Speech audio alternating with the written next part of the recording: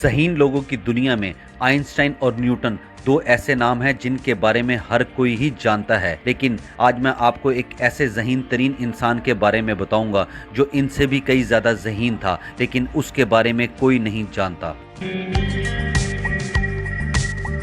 सब लोग ही जानते हैं आइंस्टाइन और न्यूटन का आईक्यू लेवल बहुत ज़्यादा था, लेकिन आप ये बात जानकर हैरान रह जाएंगे कि एक ऐसा आदमी भी था जिसका आईक्यू लेवल इन दोनों से कई ज़्यादा था, लेकिन इसने अपनी पूरी ज़िंदगी गुमनामी में गुजार दी थी। दुनिया में आज तक जितने भी लोग पैदा हुए हैं उनमें सबसे ज़्यादा आईक्यू लेवल इस आदमी का ही माना जाता है। आइंस्टाइन का आईक्यू लेवल 160 था और न्यूटन का आईक्यू लेवल 190 था, लेकिन आज जिस गुमनाम आदमी के बारे में मैं आपको बताने जा रहा हूं उसका आईक्यू लेवल 260 था, यानी कि आइंस्टाइन और न्यूटन से कई ज्यादा आईक्यू लेवल इस आदमी का था और इस आदमी का नाम था विलियम जेम्स। आपने यकीनन विलियम जेम्स का नाम नहीं सुन रखा होगा। जब ये 8 साल का था तो ये 8 तरह की जुबानें बोल सकता था। विलियम 1842 में अमेरिका के शहर न्यूयॉर्क में पैदा हुआ था और इसके वालिदैन इंतहाई ज़हीन लोग थे। बहुत ही कम उम्र में इसने न्यूयॉर्क का एक मशहूर अखबार द न्यूयॉर्क टाइम्स पढ़ना शुरू कर दिया था और 8 साल की उम्र तक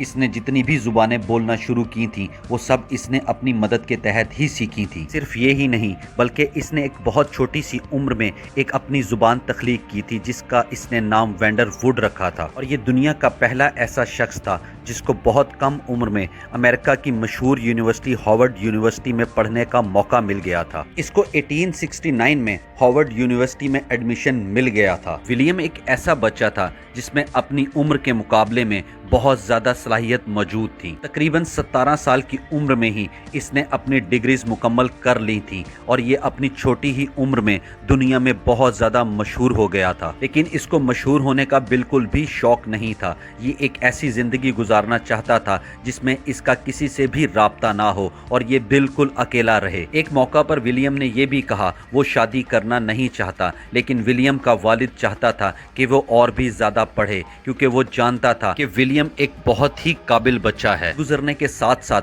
विलियम जब बड़ा हुआ तो इसने अपने वालिद की बात मानना छोड़ दी थी क्योंकि ये जानता था कि अगर इसने ज़्यादा तालीम हासिल की तो ये दुनिया में बहुत ज़्यादा मशहूर हो जाएगा, जो कि ये नहीं चाहता था। इस बात पर इसकी अपने वालिद से बहुत ज़्यादा लड़ाई भी हो गई थी। लड़ाई इस हद तक बढ़ चुकी थी कि जब इसके वालिद का इंतकाल हुआ तो ये अपने वालिद के जनाजे में भी शामिल नहीं हुआ था। दुनिया में गुमनाम रहने के लिए ये छोटी मोटी नौकरियां करता रहता था, लेकिन अक्सर ऐसा होता था कि लोग इसको फिर भी पहचान लेते थे। वही लोग जो इससे प्यार करते थे और इसके बारे में अच्छी बातें लिखा करते थे, लेकिन वो इसके खिलाफ लिखना शुरू हो गए थे। वर्ल्ड वॉर 1 में जब इसने जंग के खिलाफ आवाज़ उठाई तो इसको 18 महीने के लिए जेल भी हो गई थी, लेकिन इसके रिश्तेदारों ने इसकी बेल करवा ली थी।